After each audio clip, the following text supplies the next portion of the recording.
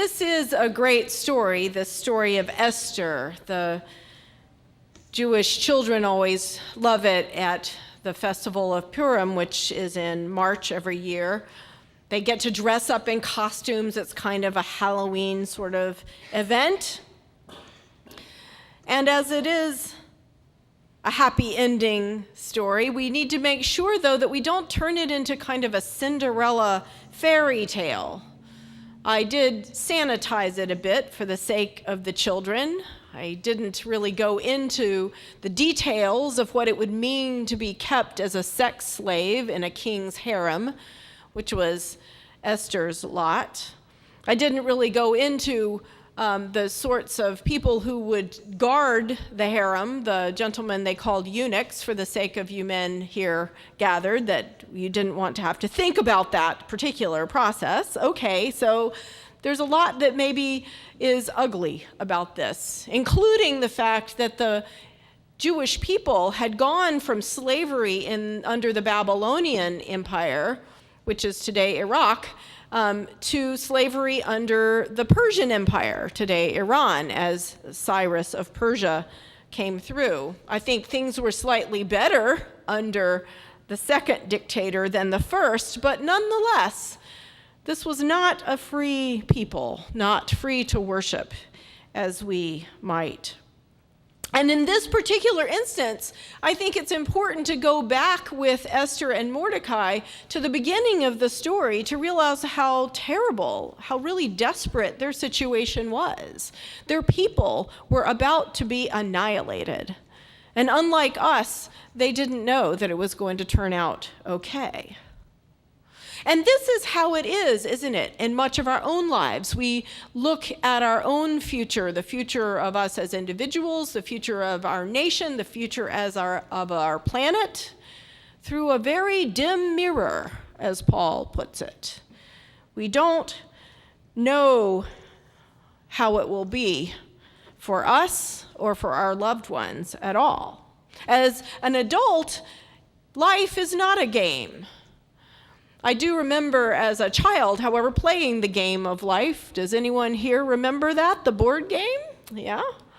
Well, I had 3 really close friends, and it was one of our favorite games to play throughout our childhood and all those slumber parties in junior high. You know, I think we thought it was particularly fascinating the way you'd get a little car, and your first stop would be some kind of an education, and then your second stop would be to get married, and you get either your pink peg or your blue peg, to be your co-pilot and your spouse for life. And then you would start spinning the wheel to see if you landed on squares that added children to your car. And it was always really fun when you ended up having so many children, you needed a second station wagon. That was always interesting. But life for us, as we have kept in touch as friends now in our 50s, it didn't happen the way we might have imagined, where we might have married the boy whose name was written on our 6th grade math notebook. Didn't happen exactly that way. One of those really good friends has been a closeted lesbian in North Carolina for many years. Her friends know her story, but now it is legal for her boss of 30 years to fire her if he should choose to do so. One of those friends had a son with a really serious gambling and alcohol addiction that went on for many years, and many phone calls where she was worried about him. And you can imagine among our group of friends there was great joy and rejoicing when he found a good job, he found sobriety, and he found a beloved wife to settle down with at 30. And the third one is still called me yesterday, worried about her daughter, who is in an abusive relationship with a man that everyone seems to know is no good for her, except for her.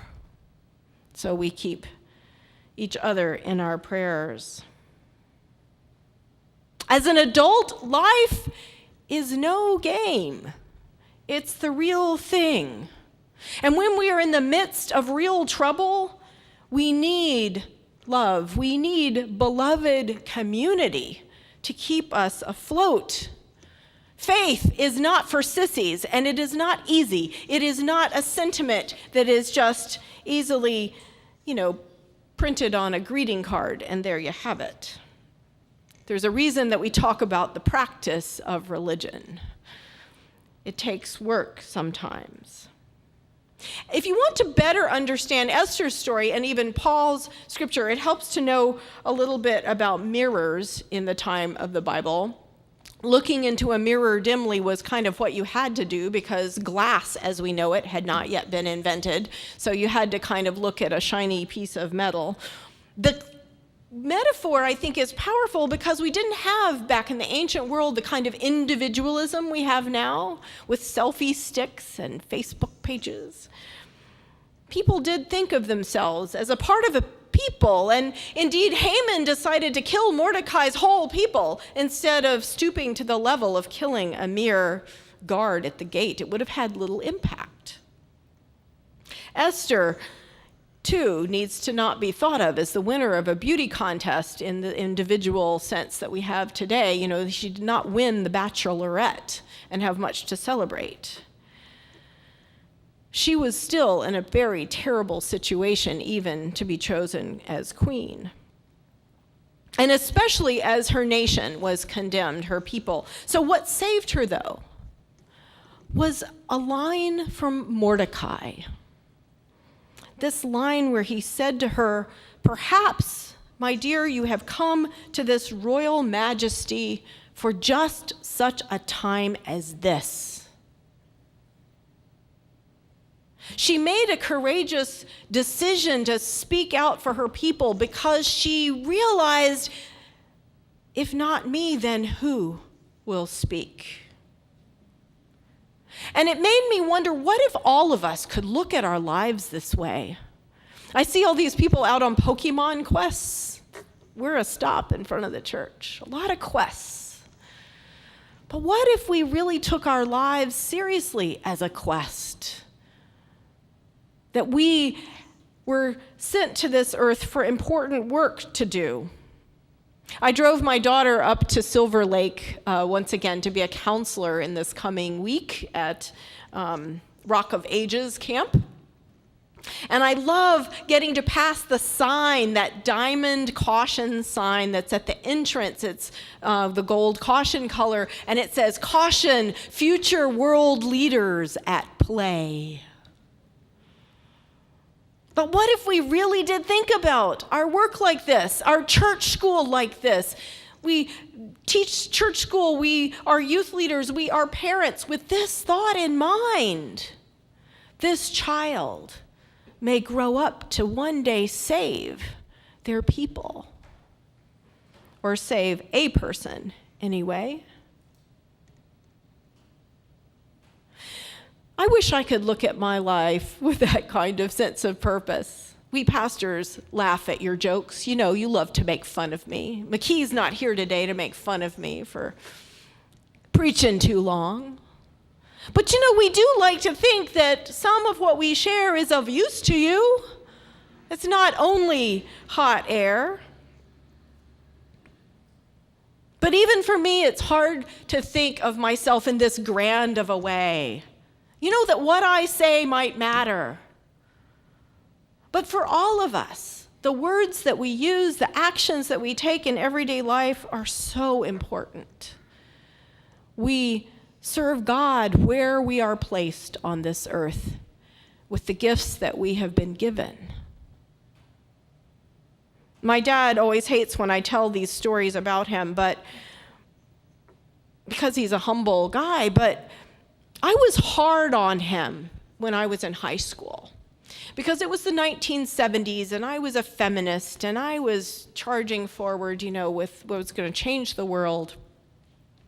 And I looked back on the 1960s there in Greensboro, North Carolina, where the Woolworth lunch counter sit-ins were, where there was civil rights movement stuff going on. And I knew that there were racists in my church who were dead set for segregation, who would have voted for Wallace in '68. And I didn't understand why he didn't speak out, why he didn't do more. But what he was able to do as the newspaper editor was get the African American brides on the society page in the 1960s. Now, as a feminist, I was hard on him about that too. Good for her, she got to be Mrs. John Smith like the rest of us, enslaved by patriarchy. But it meant something to those families and for those young women to know that they were beautiful and they were visible and that their lives mattered. He got Charlie Sifford onto the PGA Tour, the first African American golfer to play on the PGA Tour. And he met Tiger Woods recently. I said, "Did you tell him who you are?" I thought he should get at least a small tip for this.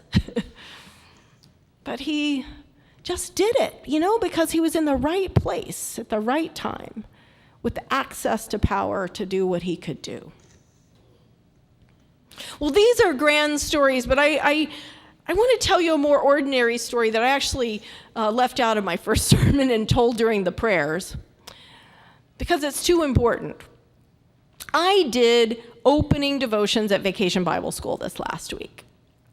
It was a great privilege and a pleasure, although you should have seen it that first day. People kind of squirrely, nobody knew where they were supposed to be, and there on the front row was Miss Debbie with the preschoolers right in front of me. I had my whole devotional all planned, my prop, and as I started my little talk, the squirmy little girl there on the front row whose mother was talking to her quite seriously suddenly erupted in a full-blown tantrum, like wailing, gnashing of teeth until she finally broke loose and managed to prostrate herself in the center aisle, kicking and screaming, and the mother not unsure whether to drag her out or drag her back in, and I'm just preaching right over it, as if it wasn't even happening, telling a nice story about God, your rock, your foundation, and how you can rely upon God, and there's screaming going on. It was great. I couldn't wait till day 2. But the thing I had caught out of the corner of my eye as all of that was going on was this little other girl came up to the one wailing and gave her green froggy blanket. She gave her green froggy blanket. And somehow that gave her the courage to sit back down again and to give the first day of Vacation Bible School a try. So when day 2 came, I'm like, oh, there she is again. But then my hope was restored because there next to her was the other little girl, the one with the green blanket. And they were holding hands. We have biblical miracles happening every day around us, right here in Brookfield. This is important work that we do to tell the good news of God's love that is so much more powerful than fear and hatred and difficulty and disaster. We are not all in a position of power like my father was or like Esther was.